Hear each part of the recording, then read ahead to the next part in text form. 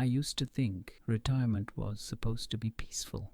You know, waking up to bird song instead of alarm clocks, sipping coffee while staring at flowers instead of a computer screen, growing tomatoes just because you can, and maybe finally reading those books you've been hoarding since the Reagan administration. And for a while it was, until she arrived. Kerren, not Karen, Kerren with an E, because apparently even names can carry passive-aggressive energy. She showed up like a thundercloud over our sunny little cul-de-sac in a pastel twin set and orthopedic sandals, armed with the unrelenting confidence of someone who alphabetizes their spice rack and judges you for keeping paprika past expiration date. Within 2 weeks of moving in, she somehow became the self-appointed enforcer of the Homeowners Association. Within 4 weeks, she was elected HOA president, most likely by blackmailing the other board members with grainy Ring doorbell footage of them taking in Amazon packages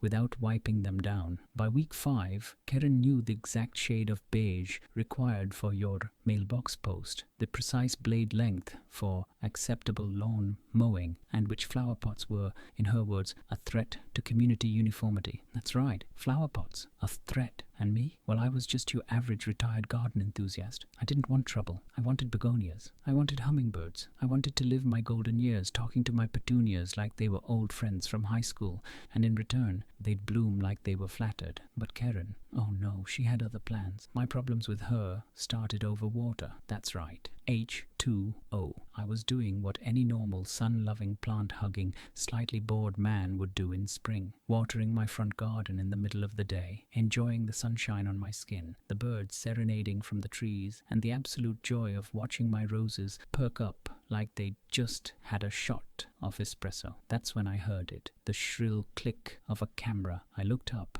and there she was, Kerren, standing across the street, holding what I can only assume was a government-issue Nikon with a zoom lens that could read the fine print on a leaf. I waved. She didn't wave back. She just clicked one more photo and walked away, like a spy retreating into the shadows after catching you committing an act of extreme gardening. I thought, surely not. Surely she's not going to report me for watering flowers. But oh dear viewer, I had underestimated the depths of her devotion to tyranny. The next morning I received a fine, not a warning, a fine, $75 for water usage during prohibited daylight hours. I read it 3 times to be sure I hadn't had a stroke. There it was, in bold font, probably Times New Roman, because Kerren would never permit anything whimsical like Comic Sans. Watering plants during restricted daylight hours contributes to community water waste and sets a poor example. I was stunned. Not only was I unaware of this rule, I was unaware we'd appointed a water czar, apparently according to section 3.7.2 of the HOA bylaws. Yes, she quoted the subsection. We were only allowed to water plants between 7 p.m. and 7 a.m., as though we were all secret agents assigned to irrigate in the dark. I thought about appealing it, but then I realized Kerren was the appeal process. She chaired the violation committee. She chaired every committee. If there was a committee for chairs, she'd chair it. And this, my friends, was the moment the old me died. The passive me. The rule following, rake hanging, HOA dues paying me. From his ashes rose someone else, someone pettier, someone with nothing but time, a pension, and a high-speed internet connection. Kerren wanted a battle. Oh, honey, I've been married for 35 years. I excel at passive-aggressive warfare. So I paid the fine. Oh yes, I paid it. In exact change, in a jar full of pennies, nickels, and dimes, with a handwritten note that said, "To support your hydration efforts." And then I got to work. If Kerren was going to insist I could only water my plants at night, then I would give her a night show she'd never forget. No more boring hoses, no more silent sprinklers. I went full Broadway. I started with an ad in the local paper. Wanted, nighttime water ballet troupe. Must be able to pirouette with hoses. Sequins provided. I didn't think anyone would respond. Oh, but I was wrong. Within a week, I had a full troupe of retired synchronized swimmers who'd been banned from the local rec center for being too enthusiastic. Bless them, they were all in their 70s, and they were fabulous. I had Gloria, who used to teach jazzercise at the YMCA and had more spandex than sense. I had Marlene, who insisted on doing all her moves to Donna Summer songs. And then there was Big Rhonda, 6 feet of sparkle and sass, with a waterproof wig and a fog machine she brought from home. We choreographed a routine to Singin' in the Rain, complete with umbrellas, fountains, and a dramatic final pose involving a watering can and interpretive dance. I invested in colored LED lights, installed temporary bleachers, and handed out lemonade to the neighbors. I even put up a sign, now watering plants in accordance with HOA rules. Showtime, 9 p.m. It was the pettiest, most beautiful act of passive aggression I had ever orchestrated, and it was only just beginning. Night 1 of the Midnight Moistening Ballet, as it was unofficially dubbed by the neighborhood newsletter, which mysteriously began featuring headlines like a tabloid after my shenanigans began, went off with the kind of dramatic flair you'd expect from a group of jazz hands, retirees with scores to settle and knees that click like castanets. The air was thick with the scent of petunias, spite, and eucalyptus-scented arthritis cream. Gloria hit her high kick to It's Raining Men, like her hip never shattered in '97. Marlene twirled a garden hose like she was born with one in her hand, and Big Rhonda, well, Big Rhonda descended from my porch like a disco-drenched water goddess, wearing a sequined caftan and wielding a super soaker like she was auditioning for the sequel to Gladiator. The neighbors, oh, the neighbors loved it. Lawn chairs were dragged out. Popcorn was popped. Someone even set up a concession stand selling lemonade, Werther's Originals, and earplugs labeled in case Kerren starts shrieking. It became an event, a thing, a movement. Every night, our little cul-de-sac turned into the Las Vegas Strip of passive-aggressive gardening, and you'd think, with that level of harmless joy, that Kerren might just learn to relax, to smile, maybe even clap along. But of course not, because Kerren doesn't clap. Kerren files complaints, and file she did. 3 formal HOA violations in 1 week. The first, unauthorized assembly of persons after dusk. The second, unregistered use of outdoor illumination. And the third, my personal favorite, emotional disruption of community cohesion via performance art. I swear that one had to be written by a thesaurus on a wine bender, but I wasn't fazed. I had learned by then that HOA rules are only scary if you care. And at this point, I was so deep into my theatrical revenge arc, I'd mentally changed my name to Petty LaBelle. So I escalated. That's right. I added themes. Monday became Moulin Hose. Tuesday, Riverdance, but wetter. Wednesday was Swan Leak. I even had a special Thursday show called A Spritz Side Story, and the people came. Not just from our street, but from nearby neighborhoods. One night, someone from the next subdivision showed up with a camp chair and a sign that read, "Wet your plants." It was glorious. My garden, by the way, had never looked better. Hydrangeas were thriving. My roses were blooming like they'd been kissed by Aphrodite herself. Even the stubborn patch of lavender I'd almost given up on was suddenly lush. Like it, too, was performing in front of a crowd. But Kerren, oh Kerren, was unraveling faster than her yarn collection after a catnip party. She started following me around during the day, trying to catch me in some daytime watering scandal. One morning I caught her crouched behind my compost bin with binoculars and a stopwatch. I waved. She tripped over a rake. The rake was mine. I left it there. By week 3, she stopped talking in complete sentences and began muttering legal codes under her breath like a malfunctioning robot lawyer. It was around this time she held an emergency HOA meeting in the clubhouse. The topic, civic decay via horticultural hysteria. I RSVP'd with a bouquet of freshly watered daisies and a note that said, "Looking forward to moistening the agenda." I didn't attend, of course. I was busy rehearsing a new number with the ladies, a duet called You Can't Hose This. But the meeting went on, and I heard it was a show in itself. Apparently, Kerren tried to propose a new rule banning performance irrigation and was nearly overruled when several attendees, shout out to Mildred, who brought a foam finger that said #1 hose fan, stood up to say that the night ballets had done more to bring the neighborhood together than anything anything since the annual meatloaf cook-off of 2011. But Kerren doesn't go down without a fight.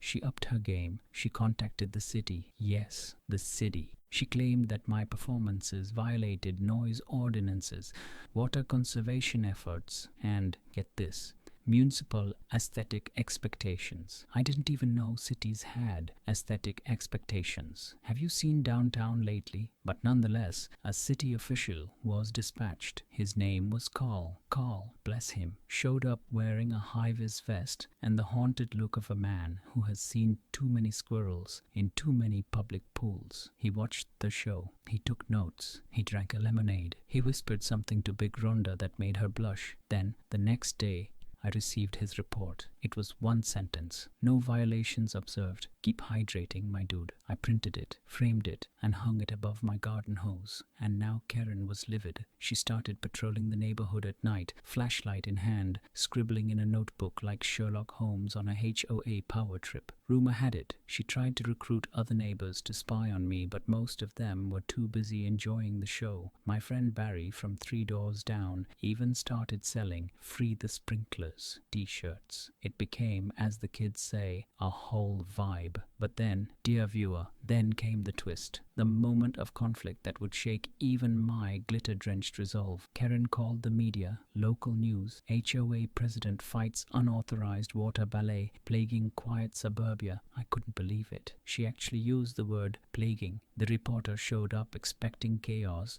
maybe shirtless teens doing cannonballs into bird baths. Instead, he found Gloria doing a graceful hose pirouette to Moon River, while Marlene misted the marigolds in time with wind chimes. The story aired, and I became a legend. Overnight, I was the hydration hero. People sent letters. Someone mailed me a sequined cape. One woman from Winnipeg wrote that I'd inspired her to hose down her tulips in high heels. But you know who didn't appreciate the fame? That's right, Kerren. Because nothing burns a tyrant quite like the warmth of other people's joy. She tried everything to shut us down. She reported us to the fire department. Denied. She claimed our hose choreography was a tripping hazard. Dismissed. She said the water droplets were damaging local wildlife. Laughed out of court, literally. The more she fought, the bigger the shows became. I started live streaming them. Seniors from Florida to Vancouver were tuning in nightly to watch retirees in sequins, water begonias in slow motion. One man in Manchester emailed to say his mom hadn't smiled since her last hip replacement until she watched Big Rhonda do a high kick with a rain wand. The conflict had turned into a campaign, a cause, a calling, and for the first time in years, I felt alive. Not just because of the nightly applause or the roses blooming like they were auditioning for America's Next Top Shrub, but because I was sticking it to the one thing retirees fear more than expired pudding, pointless, petty authority. Kerren wanted a war, and I gave her a full-blown musical. I knew things had reached a fever pitch when the city sent a second inspector, not to scold me, but to ask for tickets. His daughter apparently had been watching our nightly performances on the live stream and now wanted to join the troupe. Her exact words, "If Nana can ply with a pressure hose, so can I." I was this close to opening auditions and starting a franchise. The moisture movement, I'd call it. But while I was busy printing commemorative tank tops, bedazzled, naturally, Kerren was spinning further and further into what I can only describe as a suburban Shakespearean meltdown. She began holding secret HOA meetings in her garage, which wasn't as discreet as she thought, because she parked her Prius halfway on my begonias and triggered Big Rhonda's anti-Prius sprinkler trap. She also tried to push an emergency amendment to the HOA bylaws, Clause 16b. No property shall be used for theatrical, musical, or choreographed horticultural expression. It was rejected in under 3 minutes. Someone brought snacks. Kerren stormed out, vowing to bring in higher powers. I assumed she meant the HOA state board, but no. Friends, Kerren went biblical. She called a priest, a real one. I watched from my porch, watering my petunias as she walked around my yard with Father Tim from St. Jude's, holding a rosary and muttering something about exorcising the demon of flamboyant hydration. The priest took one look at our ballerinas stretching in sequined jumpsuits under the moonlight and quietly told her he had a baptism to get to. But it didn't end there. Oh no.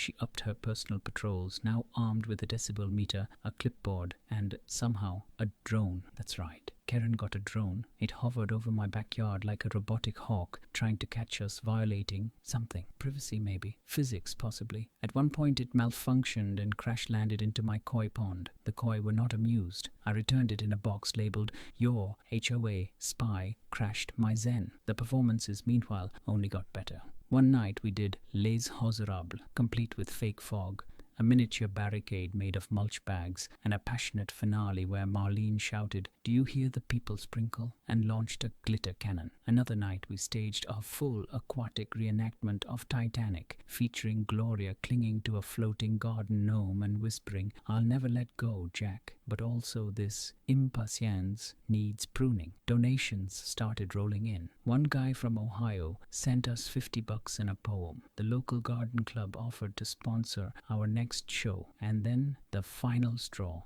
The national news picked it up. The sprinkler wars, they called it.